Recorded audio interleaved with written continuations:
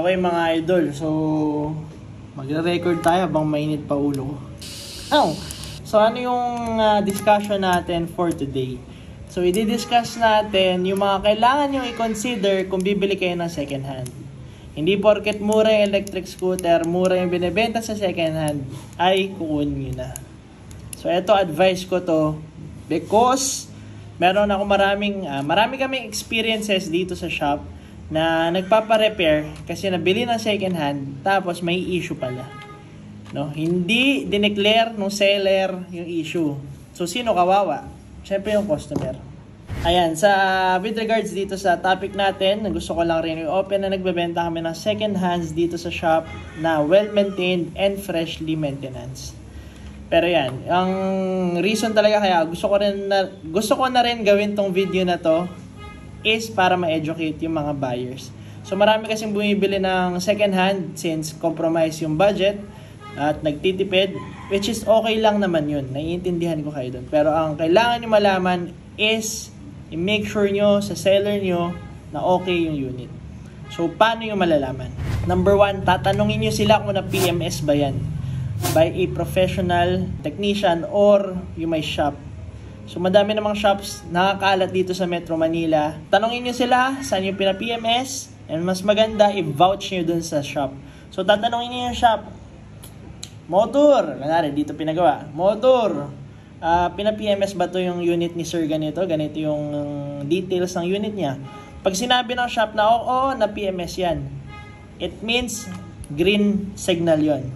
Green signal light. So, pwede yung bilhin yun. Go signal yun na kaka-check lang ng unit at walang findings. At kung may findings man, may pwede kayong tanungan na shop. So, for example, dito pina-PMS yung unit A, si Ray's Beverly. Kunwari yan. Tapos, binili nyo yung second hand na yun. May problema. Pwede nyo kaming tanungin ngayon. Okay? Yan yung advantage pag pina-PMS sa shop. And isingit ko na rin, yan yung advantage pag bumili kayo dito sa shop namin ng second hand is may warranty pa rin at matatakbuhan niyo ako, no? Matatanong niyo ako. Bakit ganito ang nabili ko, no? At hindi ko kayo iwan kahit gaano kasakit sa ulo yung problema, hindi natin yan tatakbuhan. So yan ang number 1 advice ko is tanungin niyo kung na PMS ba. Ibig sabihin pala ng PMS sa mga hindi yung nakakaalam, Preventive Maintenance Service or Preventive Maintenance Schedule. Dalawa yun, lagi ginagamit yung term na yun. So basically yung PMS, chine-check lahat. Brake pads, rotors, bearings, motor magnets, outer rim, yung sealant kung dried na ba, yung pito, yung gulong, yung battery, yung takbo ng unit, no? Majority, no? Buong unit, kumbaga, i-maintenance, i-overhaul. Kung gusto nyo gamitin yung word na yun, yung overhaul. Hindi ko alam ba't nakakato yung overhaul, pero yun, lilinisin din yung unit. So, yan, magagaranti nyo, yung bibili nyo second hand is okay. Okay, to add to that, kahit naka-PMS yan, tanongin nyo pa rin if ilan yung mileage yan. So, ang ginagamit nating slang word is odometer. Tanongin nyo, ilan na ba yung odometer yan? No? Ilan na ba odo yan, sir? So, higher the odometer, longer na nagamit yung unit, tsaka mas degraded na yung battery. Kasi, truthfully speaking, andyan naman yung life ng second-hand units natin or electric vehicles natin sa battery. So, pag mas mataas odo yan, malamang mas malapit na yung buhay ng battery maubos or matapos. Maging aware din kayo kasi ang odometer ay minsan nare-reset. Hindi naman lahat ng electric scooter ay nare-reset yung mileage, pero may mga units na nare-reset yung mileage. Maging maingat din kayo dyan, tanongin niyo yung seller kung ni-reset ba yan, kung mabait sila at honest sila, sabihin nila yung totoo.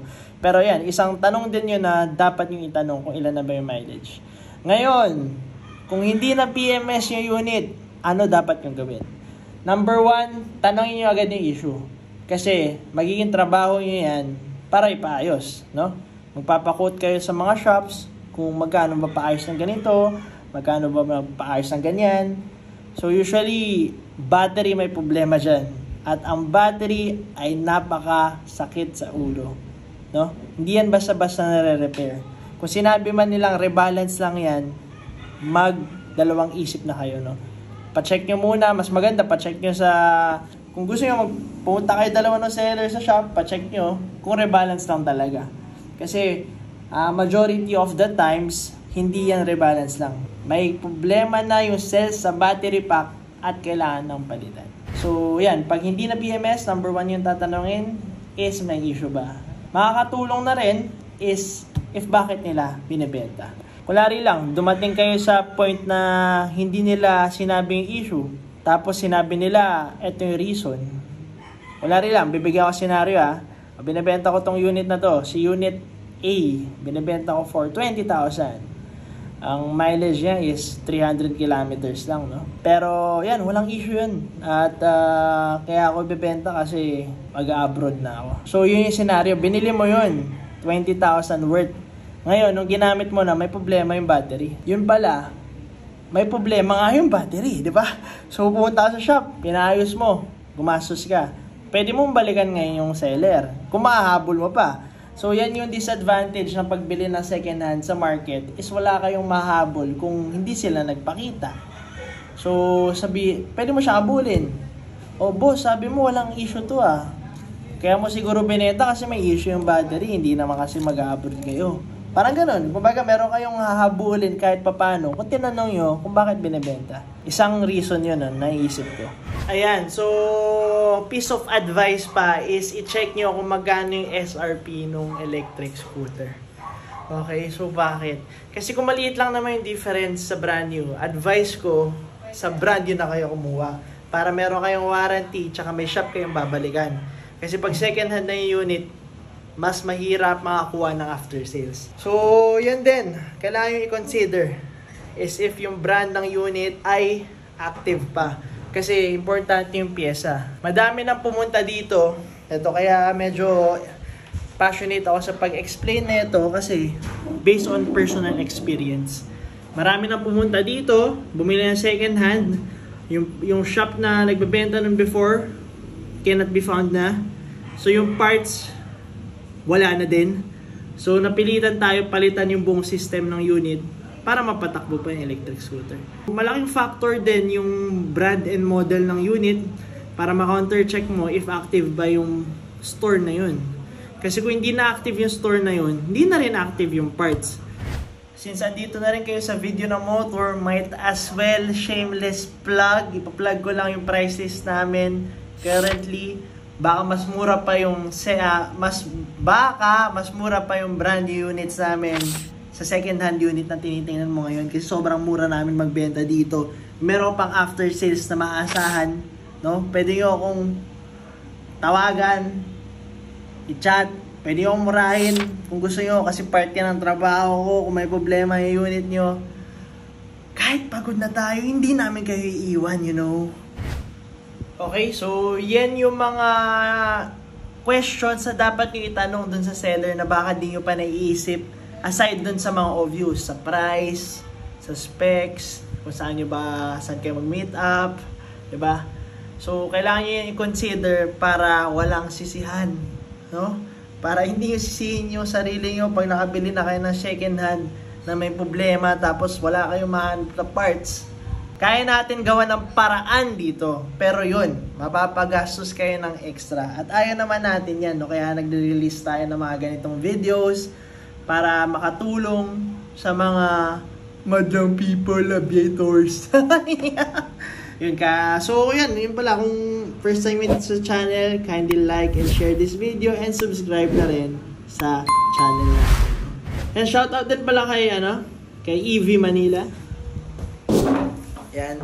So, sobrang sakto, no? Kasi nag-shoot kami last week regarding this topic. EV Manila. Yan, nag-shoot kami regarding this topic. If gusto nyo rin mapanood yung video nila, nagsalita rin ako doon, nagdaldal ako. Medyo same lang naman yung sinabi ko. Baka nakapagdagdag pa ako ng ibang info dito sa video natin. Kindly check them out. Plug EV Manila. Subscribe. Shoutout kay JD Explorer, Boss Joseph. Ayan, so check nyo yung channel nila. At yun, puro electric vehicle, electric info doon, electric content. Hindi electricity hindi yung electric vehicle, kaya EV Manila. So yan, a bit away.